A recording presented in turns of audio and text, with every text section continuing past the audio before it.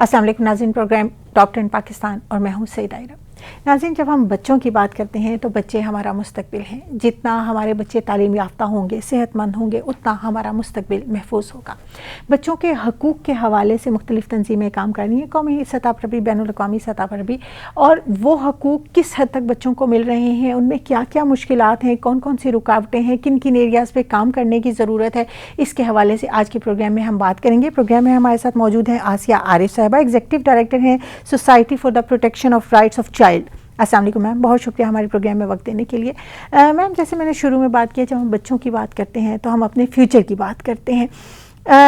Child right की जब हम बात करते हैं तो वो कौन से राइट्स हैं जिनको हम बच्चों के साथ मखसूस करते हैं, और बच्चों में भी जो गर्ल्स एंड बॉयज़ चाइल्ड हैं, क्या उनके राइट्स इक्वल हैं? जी, thank you very much for inviting me here Saeeda, और एपीपी का भी शुक्रिया। जब आप चाइल्ड राइट्स की बात करते हैं तो उसमें आपके पास दो मेन एक कवानीन का सेट है जिसको फॉलो करना होता है। एक यूएन चार्टर है चाइल्ड राइट्स का, United Nations convention on the rights of the child, अक़वाम मुत्तहिदा का चार्टर है, लेकिन उसके साथ साथ साइमल्टेनियसली आपने ये भी देखना होता है कि आईन पाकिस्तान क्या कहता है।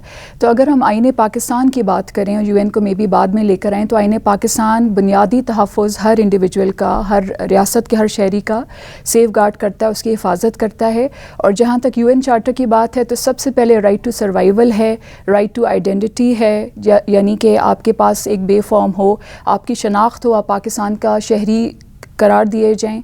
इसके बाद आपका राइट टू डेवलपमेंट है, राइट टू पार्टिसिपेशन है। वो बेसिक चार जो प्रिंसिपल्स हैं वो फिर बहुत हद तक मल्टीप्लाई होते हैं, और फिर आप देख सकते हैं कि यूएनसीआरसी में अकेले ही 54 डिफरेंट उसके सब क्लॉजेज़ मौजूद हैं। तो ये इस तरह से है, और ज़ाहिरी बात है कि हम पाकिस्तान के कॉन्टेक्स्ट में बात करते हैं तो यूएन के अलावा जहाँ पे हमारा जो कोर क्राइटेरिया है वो पाकिस्तानी कवानीन है जो बच्चों पे लागू होते हैं। जब हम ग्लोबल विलेज की बात करते हैं तो क्या पाकिस्तान में बच्चों के हकूक़ उस तरह से इंश्योर हैं, उस तरह से सिक्योर्ड हैं?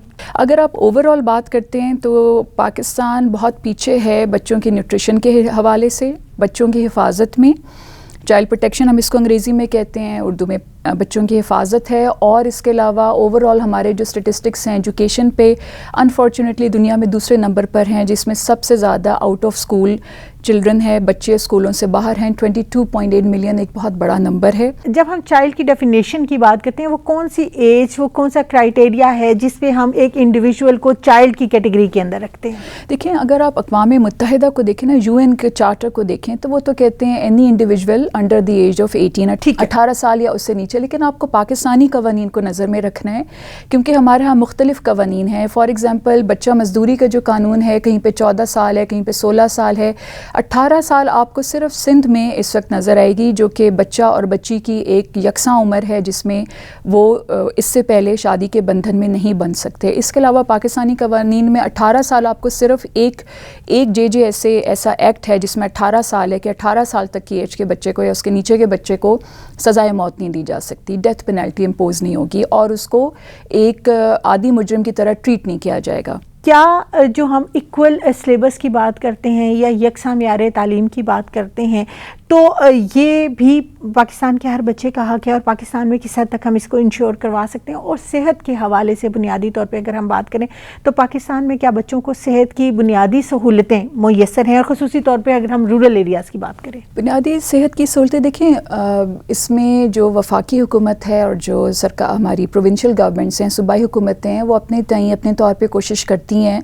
ये अब और मसाइल हैं हमारे कि अगर आपके पास डॉक्टर्स हैं और वो रूरल हेल्थ सेंटर में सर्व नहीं करना चाहते, काम नहीं करना चाहते, क्योंकि उनको लगता है 4-5 साल की मेहनत और मुशक्क़त के बाद, इतनी मुश्किल तालीम के बाद ऐसा क्या इंसेंटिव है कि वो वहाँ जाके काम करें, कंपेयर टू अदर कंट्रीज़ जहाँ पे आपको हर हाल में जाके रूरल साइड पे सर्व करना होता है, जो तरक्की याफ्ता ममालिक में फ़ॉलो किया जाता है। तो यहाँ पे आपकी लिमिटेशंस आती हैं। अब सरकारी सतह पे कोशिश है, कई हेल्थ कार्ड्स भी इंट्रोड्यूस कराए जाते हैं, कभी पंजाब, कभी सिंध, कभी खैबर पख्तूनख्वा, कभी इस्लामाबाद। लेकिन ये कि आप ये देखें कि हमारा इस वक्त जो हेल्थ केयर सिस्टम है वो ओवर बर्डनड है।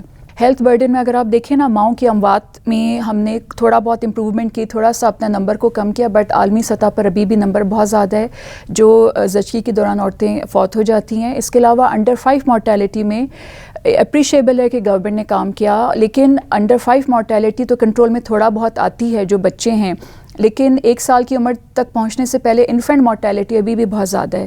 دیکھنا یہ پڑے گا کہ کہاں پہ ہم فیل ہو رہے ہیں اور کہاں پہ ہم کچھ بہتر کر سکے ہیں، لیکن 1 اسٹیپ فارورڈ 2 اسٹیپ بیک، اس معاملے سے اب نکلنے کی ضرورت ہے. جب ہم صحت کی بات کرتے ہیں تو نیوٹریشن کی بات کرتے ہیں، پور ڈائٹ کنڈیشنز اینڈ وہ تمام مسائل جو ہیں وہ ہمارے پاس یہاں پہ آ رہے ہیں. اور جب آپ نے ماں کی بات کی تو وہ بھی کہیں نہ کہیں کنیکٹڈ ہے 5 ایئرس سے نیچے بچوں کی صحت کے حوالے سے. پاکستان میں نیوٹریشن اینڈ ڈائٹ کے حوالے سے، بچوں کی نیوٹریشنز کے حوالے سے کون کون سے مسائل ہیں اور ان سے نمٹنے کے لیے جو ایفرٹس ہو رہی ہیں وہ کیا ہیں، اور کن ایریاز میں آپ سمجھتے ہیں مزید ایفرٹ ہونی چاہیے؟ اس وقت پاکستان میں پلاننگ کمیشن سن CSA کے انڈر سول سوسائٹی الائنس ہے آن نیوٹریشن اپلفٹ کے اوپر. کافی کام کیا جا رہا ہے اس پہ، پالیسی لیول پہ بہت کام ہے. اس کے علاوہ پھر گراؤنڈ لیول پہ جا کے زمینی سطح پر بھی کام کیا جا رہا ہے. اور کافی، کیونکہ اسپارک خود بھی اس نیٹ ورک کا حصہ ہے سن CSA کا، اس کو جو لیڈ کر رہی ہے وہ ایک بین الاقوامی ادارہ ہے نیوٹریشن انٹرنیشنل. اور اگر آج کی میں بات کروں تو 1 اگست سے لے کے 7 اگست تک بریسٹ فیڈنگ ویک منایا جاتا ہے پوری دنیا میں. بین الاقوامی سطح پہ پاکستان میں بھی منایا جاتا ہے. اس کا مین فوکس یہی ہوتا ہے کہ چاہے عام صورتحال ہو یا چاہے فلڈ جیسی صورتحال ہو، بچے کے لیے جو سب سے زیادہ امپورٹنٹ نیوٹرینٹ ہے وہ ماں کا دودھ ہے جو غذائیت سے بھرپور ہے. اور یہ جو فارمولا ملک اور اس کی پروموشن چلتی ہے یہ کس قدر نقصان دہ ہے. میں بھی 2-3 دن پہلے بھی ایک اسٹڈی پڑھی تھی، اس پہ یہی تھا کہ اگر آپ فلڈ افیکٹڈ ایریا یا خدا نخواستہ زلزلہ آ گیا اور آپ نے وہاں پہ فارمولا ملک کو انٹروڈیوس کر دیا اور آہستہ آہستہ فارمولا ملک کی وہاں تک پہنچنا کم ہو گیا، وہاں پہ گندے پانی میں جب ماں کسی بھی طریقے سے بچے کو نیوٹریشن دے گی، دودھ دے گی، تو اس کا کیا حال ہوگا، اس بچے کا کیا حال ہوگا، اس میں اموات بڑھ جاتی ہیں. تو یہ وہ چیزیں ہیں جس کے اوپر دیکھنا پڑے گا کہ ملٹی نیشنل کمپنیز کیسے ان کو کیش کر رہی ہیں. خدا نہ خواستہ کسی قسم کے نیچرل کیٹاسٹروفی آ جاتی ہے یا کسی قسم کا کانفلکٹ شروع ہو جاتا ہے تو اس میں کس طرح بچے کی صحت متاثر ہوتی ہے. اور بچے کی صحت سے بہت پہلے ماں کی صحت ہے، کیونکہ اس میں یہ بات آتی ہے نا کہ 1000 دن بچے کی زندگی کے اہم ترین دن ہیں جس کا جینا یا مرنا جس کے اوپر ڈپینڈ کر رہا ہوتا ہے. اور یہ 1000 دن پیدائش سے پہلے سے شروع ہوتے ہیں، from the day of conception. تو نیوٹریشن پہ تو یہ کہ جتنا بات کی جائے اور جتنے بھی ایکسپرٹس اس میں بات کریں کم ہیں، لیکن اب بہرحال ضرورت یہ ہے کہ پالیسی کو آپ ایکچوئل امپلیمنٹیشن کی طرف لے کے جائیں. جی بالکل. ابھی میم جیسے ہم نے ایجوکیشن کے حوالے سے بات کی، گورنمنٹ کچھ ایفرٹس کر رہی ہے، اسپیشلی آپ نے بات کی ہے کہ وہ علاقے جو افیکٹڈ ہیں، ابھی سیلاب سے ہمارے یہاں افیکٹڈ ہوئے، ان کی ایجوکیشن کے حوالے سے بیت المال بہت سارا کام کر رہا ہے. اور ہم لوگوں نے دیکھا کہ سویٹ ہوم کا بھی ایک کانسیپٹ کیا گیا بچوں کو سیکیور کرنے کے حوالے سے. یہ initiative public and private sector دونوں مل کے اگر چلائیں تو وہ کتنے زیادہ افیکٹو ہو سکیں گے، اور چائلڈ رائٹ کو سیکیور کرنے میں پبلک پرائیویٹ سیکٹر کی پارٹنرشپ کتنی ضرورت ہوگی؟ دیکھیں، ایجوکیشن میں تو پبلک پرائیویٹ سیکٹر کا ہم نے دیکھا ہے کہ رول ہے. سندھ میں زیادہ یہ ماڈل کہا جا رہا ہے کہ کامیاب ہے، لیکن یہ کہ پنجاب میں بھی تھوڑا بہت اس پہ کام ہوا ہے پبلک پرائیویٹ پارٹنرشپ کے تھرو، جس میں آپ کچھ اسکولوں کو ایک نجی ادارے کو دے دیتے ہیں، سب لیٹ کر دیتے ہیں، وہ اس کو کرتی ہیں. تو میرے خیال میں یہ ماڈل ویسے اوور آل کامیاب ہے، لیکن بہرحال یہ بات ذہن میں رکھنی ہوگی کہ بنیادی ذمہ داری ریاست کی ہے. ایک طرف یہ اگر ہم یہ کہیں کہ جی مفت میں کتابیں ملیں گی ریاست کے اسکولوں میں، اور دوسری طرف اگر کہیں پہ مہنگی کتابیں مل رہی ہیں، تو یہاں پہ دیکھنا پڑے گا کہ ہمیں کون سا ماڈل زیادہ سوٹ کرتا ہے. لیکن بہرحال ایک بچوں کے حقوق کی ایکٹیوسٹ ہونے کے حساب سے پبلک پرائیویٹ پارٹنرشپ کی میں بہت حق میں ہوں، اور میرا یہ خیال ہے کہ یہ وہ فورمز ہیں جس کو کیپٹلائز کرنا چاہیے، اوپر لے کے آنا چاہیے. اس وقت اسٹریٹ چلڈرن کے حوالے سے یا چائلڈ لیبر کے حوالے سے پاکستان کی صورتحال کیا ہے، اور اس ایشو کو ایڈریس کرنے کے لیے کیا ایفرٹس ہو رہی ہیں؟ دیکھیں، اسٹریٹ چلڈرن کا جہاں تک تعلق ہے اس پہ کچھ ادارے کام کر رہے ہیں، اسپارک اس میں سے ایک ہے. لیکن اسٹریٹ چلڈرن پہ ایک تو میں نمبر اس وقت اس لیے نہیں دے سکتی کہ اس کے اوپر جب تک گورنمنٹ کی طرف سے ایک ڈکلیئرڈ نمبر نہیں آتا، اس پہ کسی بھی قسم کی کیا اثر آئی یا کوئی ایسٹیمیٹڈ نمبر دینا سمجھداری نہیں ہے. اور جو بچے چائلڈ بیگنگ میں ہیں وہ تو آف کورس وہ انٹرنیشنل ریکٹس کے ساتھ کام کرتے ہیں یا وہ تو پورا ایک مافیا ہے، لیکن وہ بچہ جو اسٹریٹ پر ہے وہ کتنا ولنریبل ہے. اور ہمیں یہ بھی دیکھنا ہوگا کہ پاکستان میں 45% کے قریب آپ کی ٹوٹل آبادی کا حصہ بچوں پہ مشتمل ہے. اور آپ کو یہ دیکھنا ہوگا کہ یہ بچہ جب یوتھ میں جاتا ہے اور وہ اسٹریٹ کو ایکسپوز ہو چکا ہے تو وہ کتنا خطرناک ہے کہ وہ بچہ کل کو ڈیلنکوینٹ بن سکتا ہے. جب یہ بچہ بڑا ہوگا 18 سال تک کی عمر تک پہنچ کے بڑا ہوتا ہے, یوتھ کی ایج میں داخل ہوتا ہے, تو وہ پھر یوتھ ڈیلنکوینٹ کہلاتا ہے. تو بہت سارے فیکٹرز ہیں جس میں یہ دیکھنا پڑے گا کہ اسٹریٹ چائلڈ کو ہم کس طرح واپس لائیں اسکولوں تک. اور مقصد صرف اسکول میں داخلہ نہیں ہے, مقصد یہ بھی ہے کہ وہ ریٹین رہے, وہ وہاں پہ تعلیم حاصل کرے. اس کے لیے بہت سارے فیکٹرز ہیں, جو کہ پاورٹی ہے, ماں باپ میں طلاقیں ہو رہی ہیں اور اس کی وجہ سے ایک ہائی نمبر بچوں کا سفر کرتا ہے. اس میں وہ بچے جو غریب گھروں کے ہیں وہ گھروں سے بھاگ جاتے ہیں, یا سوتیلے ماں یا باپ کے تشدد پر, یا بہت ہی نان کنڈیوسو گھر کا ماحول ہے اس کی وجہ سے. تو بہت سارے فیکٹرز ہیں جس کو ذہن میں رکھنا ہے, اور یہ پھر دیکھنا ہے کہ ان بچوں کے لیے کیا پالیسی کی جائے. ابھی ریسنٹ ایک آدھ, کیونکہ اسپارک ایک آدھ کمیٹیز کا ممبر ہے, اس کے اوپر سیریس ایفرٹ ہو رہی ہے, لیکن اب تھوڑا یہ ہے کہ جب تک ہمارے پاس نمبر نہیں آئے گا تو پالیسی مرتب کرنے میں دشواری کا سامنا ہوگا. بالکل. اچھا میم, ہم بچوں کی جسمانی صحت کی تو بات کر رہے ہیں, بچوں کی ذہنی صحت, بچوں کی سائیکلوجیکل ہیلتھ پہ پاکستان جیسے ملک میں کتنا فوکس کیا جا رہا ہے. اینڈ اسپیشلی میں آپ سے ایک یہاں پہ چاہوں گی کہ بہت سارے بچے اب ہمارے یہاں کرائمز میں جو انوالوڈ ہیں, جیلوں میں جو ہمارے بچے ہیں, ان کی ریہیبلیٹیشن, ان کی سائیکلوجیکل ہیلتھ کے اوپر پاکستان میں سرکاری سطح پر بھی, این جی اوز کی سطح پر بھی کتنا کام ہو رہا ہے, اور یہ کام کتنی اہمیت کا حامل ہے؟ دیکھیں, MHPSS جو ہے نا, mental health and psycho social support, نفسیاتی طور پہ آپ نے کسی کو اپلفٹ کرنا ہے, آپ نے اس کو نفسیاتی طور پہ کوئی نفسیاتی امداد دینی ہے, جو بھی بہتر اردو کی یا دوسری زبانوں میں ٹرمینالوجیز ہیں, اس کے اوپر کام ہو رہا ہے.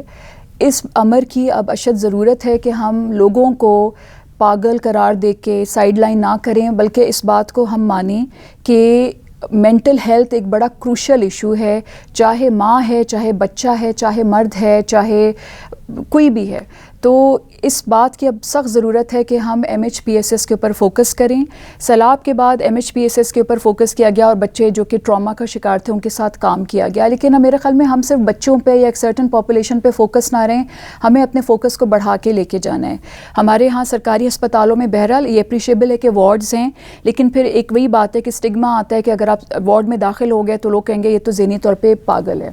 پاگل پن والی یہ جو الفاظ ہے, ایک تو ان کا استعمال بڑا نامناسب ہے, اس کے استعمال میں بہتری لانے کی ضرورت ہے, مطلب بہتر ورڈز کے ساتھ آپ آئیں. اور دوسرا یہ بھی ہے کہ آپ اس میں اویئرنیس پیدا کریں کہ نفسیاتی عوامل کو علاج کی ضرورت ہے. اور آخر میں جو بچوں کی آپ نے بات کی, جو جیلوں میں ہیں, NGOs کام کرتی ہیں جیلوں میں بھی بچوں کی ذہنی صحت کو لے کر, وہ بچے جو کسی بھی حوالے سے کسی کمی کا شکار ہیں, ہماری نارمل سوسائٹی میں, اسکولوں میں بھی ہم دیکھ رہے ہیں کہ ذہنی سطح کچھ بچوں کی کم بھی ہوتی ہے. ذہنی حوالوں سے بچوں کو ایک ایڈ پرووائڈ کرنا کتنا ضروری ہو سکتا ہے انہیں ایک اچھا شہری بنانے کے لیے؟ لیکن جو بچے سلو لرنر ہیں, ایسے بچے بلی کا شکار ہوتے ہیں. اساتذہ کے ہاتھوں بھی, ساتھ میں دوسرے اسٹوڈنٹس کے ہاتھوں بھی, ایون پرنسپلز بھی اس میں انوالو ہو سکتے ہیں. سلو لرنرز کے لیے ایجوکیشن پروگرامز الگ سے مرتب کیے جاتے ہیں, ان کے لیے خاص ٹیچرز کی ضرورت ہے, اور ٹیچرز کو بتانے کی ضرورت ہے کہ اگر آپ ذہنی طور پہ کم ہیں یا کمزور ہیں تو ایک قطعاً اسٹگما نہیں ہے کہ آپ بچے کو اس پہ تضحیک کا نشانہ بنائیں. سلو لرنرز کے لیے الگ پروگرامز کی ضرورت ہے ہمیں. اور پھر دوسری بات ہے, ہمارے پاس اتنا ٹرینڈ ٹیچنگ سٹاف نہیں اویلیبل ہے جو ان بچوں کی ضروریات کو پوری کرے. پھر وہ بچے آتے ہیں جو کہ اسپیشل چائلڈ ہیں. فار ایگزامپل وہ جس طرح وہ بچے جو کہ ذہنی طور پہ بالکل کسی قسم کی اپنے آپ کو معذوری کا شکار, ذہنی معذوری کا شکار ہیں, بالکل ان کے لیے اسپیشل الگ سے اسکول ہیں. اسلام آباد میں تو موجود ہے, میرے علم میں ہیں, مطلب ان کو ٹرین کیا جاتا ہے. ادارے ہیں جو کہ حکومت کے انڈر چل رہے ہیں, سرکار کے انڈر. لیکن آپ یہ دیکھیں کہ جو دیہاتی علاقے ہیں اس میں سہولتیں موجود نہیں ہیں. دیہی علاقوں میں یہ سہولتیں وہاں لے کے جانے کی ضرورت ہے, کیونکہ پڑھے لکھے ماں باپ کے لیے یہاں تو تھوڑی بہت آپشن ہے, بٹ دیہات میں قطعاً کوئی آپشن نہیں ہے. میم, ابھی تک ہم رائٹس سے بات کر رہے ہیں. وائلیشن اگینسٹ دا رائٹس ہمارے یہاں پہ سوسائٹی میں موجود ہے, پوری دنیا میں موجود ہوتی ہے. ان وائلیشنس کو ایڈریس کرنے کے لیے کن کن لیولز پہ کام کیا جا سکتا ہے؟ ہم دیکھتے ہیں, ہم میں سے ہر شخص دیکھتا ہے کہ ہر ہوٹل پہ ایک چھوٹو موجود ہے, ہر ٹائر شاپ پہ ایک چھوٹو موجود ہے, لیکن کیا ہم اس کے اگینسٹ کہیں کمپلین کر سکتے ہیں؟ کیا وہ آنر یا وہ پیرنٹس جو بچے کو وہاں کام کے لیے بھیجوا رہے ہیں بجائے اسکول بھیجنے کے, کیا وہ کسی طرح کی پروسیڈنگز میں آ سکتے ہیں, ان کے اگینسٹ کسی طرح کا کوئی کام کیا جا سکتا ہے؟ اور اگر کیا جا سکتا ہے تو پھر بھی ہم اپنی سوسائٹی میں ہر جگہ پہ چھوٹو کیوں دیکھ رہے ہیں؟ دیکھیں اس پہ جہاں پہ آپ سرکاری سطح کی اگر بات کرتے ہیں نا، national commission on rights of the child ہے، اس میں تمام صوبوں کے ریپرزینٹیٹیو ہیں. اس کے علاوہ آپ کے پاس ہیومن رائٹس کا کمیشن موجود ہے، NCHR موجود ہے جو ایک بڑا ادارہ ہے، اس کے پاس سو موٹو کی بھی پاور ہے. اس کے علاوہ اگر آپ سسٹمز کی بات کریں تو وہ پالیسی سسٹم کچھ حد تک بنے ہوئے ہیں، ان پلیس کتنا ہے یہ دیکھنے کی ضرورت ہے. اگر میں اسلام آباد کی بات کروں تو چائلڈ پروٹیکشن انسٹیٹیوٹ ہے جہاں پہ نگلیکٹڈ بچے ریفر کیے جاتے ہیں. اس وقت اس کو H8 میں انہوں نے رکھا ہوا ہے اس ادارے کو، اور اس میں امپروومنٹ لانے کی بھی کوشش کی جا رہی ہے کیونکہ ادارہ بھی بالکل نیسنٹ پہ، بالکل کہتے ہیں نا بالکل ایک طفل کی طرح اس کو بڑھانے کی، اس کو پروموٹ کرنے کی ضرورت ہے. اس کے لیے ڈیڈیکیٹڈ سٹاف بھی الحمدللہ موجود ہے. لیکن یہ کہ اوور آل اگر ہم دیکھا جائیں کہ ہر جگہ پہ ایک چھوٹو کیوں موجود ہے. ایک محتاط اندازے کے حساب سے خالی اسلام آباد میں ہر 4 گھروں میں سے ایک گھر میں بچہ مزدور موجود ہے، جس کو ہم آسان زبان میں گھریلو بچہ مزدوری یا چائلڈ ڈومیسٹک لیبر کہتے ہیں. حقوق کی بات کرنا بہت آگے کی بات ہے، اور چند پیسوں کے لیے ماں باپ نے غربت کے ہاتھوں مجبور ہو کے اس کو کہیں پہ کام پہ رکھ دیا ہے. وہاں پہ امپلائر اس کے ساتھ کیسا سلوک کرے گا؟ یہ بات مار پیٹ تک نہیں ختم ہوتی، یہ بات جسمانی استحصال اور بلکہ اس میں سیکشل ابیوز انوالو ہوتا ہے وہاں تک آتی ہے، جس میں کافی دفعہ بچے بتا بھی نہیں سکتے کہ ہمارے ساتھ ہو کیا رہے. کئی ایشوز ہیں جن کے اوپر بات نہیں کی جاتی ہے، یا کی جاتی ہے تو بہت ڈھکے چھپے طریقے سے کی جاتی ہے، جس کی وجہ سے مسائل حل نہیں ہوتے. میم جاتے جاتے صرف ہمیں یہ بتائیں کہ اگر ان تمام کا کوئی ایک حل آپ کے ذہن میں ہو تو آپ کیا سمجھتی ہیں کہ کون سی ایسا کوئی 1-2 سٹیپس ہیں جن کو لے کے ہم چائلڈ رائٹ کی سچویشن کو پاکستان میں بہتر کر سکیں گے؟ لیکن چائلڈ رائٹس کی سچویشن کے لیے اگر حکومتی سطح پہ دیکھیں تو بجٹ مختص ہوتا ہے، لیکن بجٹ استعمال نہیں ہونے پاتا، بجٹ لیپس ہو جاتا ہے. اور ایجوکیشن بجٹ کو بڑھانے کے ساتھ ساتھ انفراسٹرکچر پہ کام کرنے کی ضرورت ہے. اور جن عوامل کی وجہ سے بچے ڈراپ آؤٹ ہو رہے ہیں اس میں سوسائٹی کا بھی رول آتا ہے، اور اس میں آپ کی حکومت کا بھی رول آتا ہے. اس کے علاوہ اس کا کیونکہ کوئی بینڈ ایڈ سولوشن ہے نہیں، اس کو بہت وقت لگے گا صحیح کرنے میں، لیکن میرے خیال میں ہم چھوٹے چھوٹے اگر سٹیپ لیتے ہیں تو ہم بہتری کی طرف جائیں گے. اور آخر میں یہی ہے کہ سوسائٹی بھی بچوں کی ذمہ دار ہے. انگریزی میں کہتے ہیں، یہ افریقن پروورب ہے، it takes a village to raise a child. Society equally ذمہ دار ہے. اگر آپ کے ساتھ والے گھر میں بچے پہ تشدد ہے اور آپ خوف کے مارے رپورٹ نہیں کریں تو پھر اس پہ آپ کے اوپر بھی ذمہ داری ہے کہ آپ کا ضمیر کیا کر رہا تھا. بہت شکریہ میم ہمارے پروگرام میں وقت دینے کے لیے. بچے ہم سب کی ذمہ داری ہیں، ہم سب تمام تر ذمہ داری کسی حکومت پہ، کسی ادارے پہ یا کسی دوسرے پہ ڈال کے خود بری ذمہ نہیں ہو سکتے. کسی بھی حوالے سے جب ہم بات کریں گے تو حالات تب تک بہتر نہیں ہو سکتے، امپروومنٹ تب تک نہیں آ سکتی جب تک ہم میں سے ہر فرد آگے بڑھ کر اپنا کردار ادا نہیں کرے گا. ہمیں ذمہ دار شہری ہونے کا، ہمیں ذمہ دار فرد ہونے کا اپنا حصہ اپنی سوسائٹی کی طرف ضرور ادا کرنا ہوگا، تبھی ہماری سوسائٹی میں بہتری آئے گی. آج کے پروگرام سے اتنا ہی. انشاءاللہ اگلے پروگرام میں کسی اور موضوع کے ساتھ آپ کی خدمت میں حاضر ہوں گے. تب تک کے لیے اجازت دیجیے. پاکستان زندہ باد.